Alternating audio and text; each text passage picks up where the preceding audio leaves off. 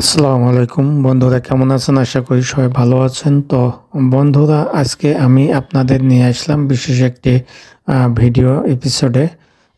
নায়েব Ali BD blog YouTube channel এবং Facebook পেজে সঙ্গে আছে আমি মোহাম্মদ নায়েব আলী। তো বন্ধুরা, আজকে ব্লগে আমরা আলোচনা করব উচ্চ ফলনশীল আমন ধান বাম্পার ফলনের জন্য বলান পদ্ধতি বা কৌশল কিভাবে বলান করতে হয় সে সম্পর্কে চাষাবাদ সম্পর্কে আলোচনা করতে।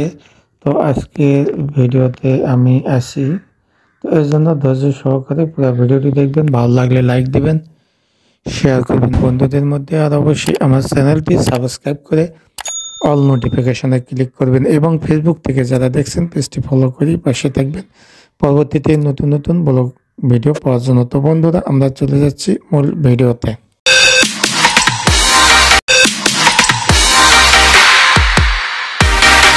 তো বন্ধুরা, আমরা ফিরে আসলাম মূল ভিডিওতে। তো বাংলাদেশ একটি কৃষি প্রধান দেশ।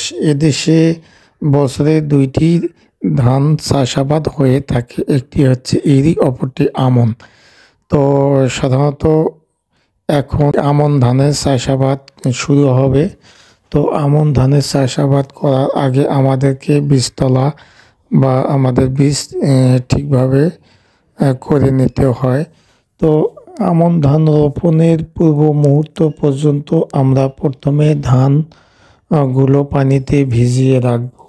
যে আমরা যে বীজ ধানগুলো সংরক্ষণ করেছি বা বাজার থেকে কিনে নিয়েছি উচ্চ ফলনশীল বা হাইব্রিড জাতীয়, সেই বীজগুলো আমরা পানিতে ভিজিয়ে রাখবো 2 থেকে 3 দিন। ভিজিয়ে রাখার পর সেগুলো তুলে তারপর আমরা কোনো কিছু চাপ দিয়ে 24 ঘন্টা বা আবার 2-3 দিন রাখবো। রাখার পর সেগুলো গাজি বের হবে এবং সেই গাজিগুলো হওয়ার পর আমরা যে কোনো একটি জমিতে বীজতলাগুলো আমরা বীজ বপন করব। তো এই বীজগুলো বপন করার 15 থেকে 20 দিন পর আবার সেই বীজগুলো আমরা তুলব। তোলার পর এই বীজগুলো উচ্চ ফলনশীল বা বাম্পার ফলনের জন্য আমরা এগুলোকে আবার রোপণ করব কোনো একটি জমির এক অংশে। অর্থাৎ যতটুকু আমরা সার বা আমরা যতটুকু সারটা দেওয়া লাগে সেগুলো দেওয়ার পর আমরা আবার এগুলো রোপণ করব। তো যখনই বীজতলায় এগুলোর বয়স 15 থেকে 20 দিন হবে, হওয়ার পর আমরা সেই বীজতলাগুলো তুলে জমির একটি অংশে আমরা আবার এটিকে রোপণ করব। আর এই রোপণ করাকে বলা হয় বলান। আমাদের এলাকায় এগুলোকে বলান বলা হয়। তো এই উচ্চ ফলনশীল বা বাম্পার ফলনের জন্য আমন ধানের জন্য আমাদের এই বলান পদ্ধতি করতে হয়। অর্থাৎ এই বলান রোপণ করার 20 থেকে আবার 30 দিন পর এই বলানগুলো আমরা আবার তুলব। তোলার পর আমরা জমি তৈরি করে নিয়ে সেই জমিতে এগুলো আমরা আবার রোপণ করব। রোপণ করার পর আমরা কৃষি যাবতীয় জিনিসপত্র বা সার পাউচ বা অন্যান্য যেগুলো রয়েছে সেই পদ্ধতিগতভাবে আমরা চাষাবাদ করার জন্য যাবতীয় জিনিস প্রয়োগ করার ফলে আমাদের এই ধান থেকে আমরা বাম্পার ফলন আশা করব। এবং সাধারণত আমন ধান বিঘা প্রতি 50 শতকে বিঘা প্রতি 40 থেকে 50 মন, 60 মন, 40 থেকে 50 মন ধান হয়ে থাকে। আর এটি বলা হয় বাম্পার ফলন। আসলে এভাবে আমরা আমন ধানের বলনের মাধ্যমে আমরা বাম্পার ফলন ফলাতে পারি। তো যাই হোক বন্ধুরা, আপনারা এখন বলন রোপণের সময়।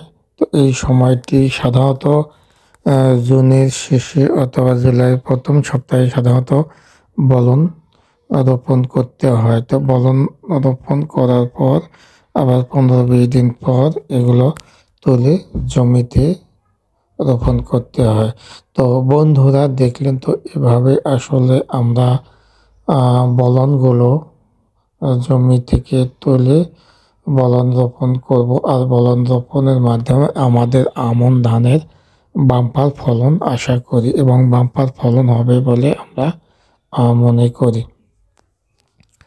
তো যাই হোক, আমাদের দেশে সাধারণত এভাবে আমন ধানের চাষাবাদ করা হয়ে থাকে এবং যেগুলো উচ্চ ফলনশীল ধান।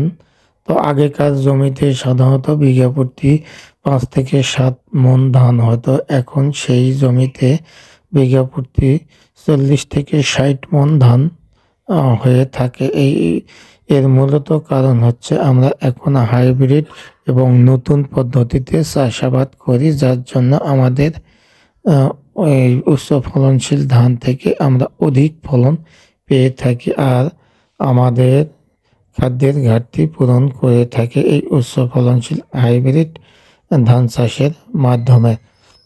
তো বন্ধুরা দেখলেন তো ভিডিওটি কেমন লাগলো? ভিডিওটি ভালো লাগলে অবশ্যই একটা লাইক দেবেন, সেই সঙ্গে বন্ধু-বান্ধবদের মধ্যে শেয়ার করতে ভুলবেন না।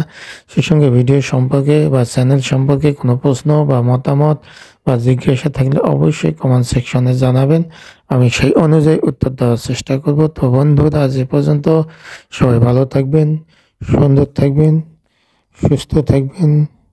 আল্লাহ হাফেজ।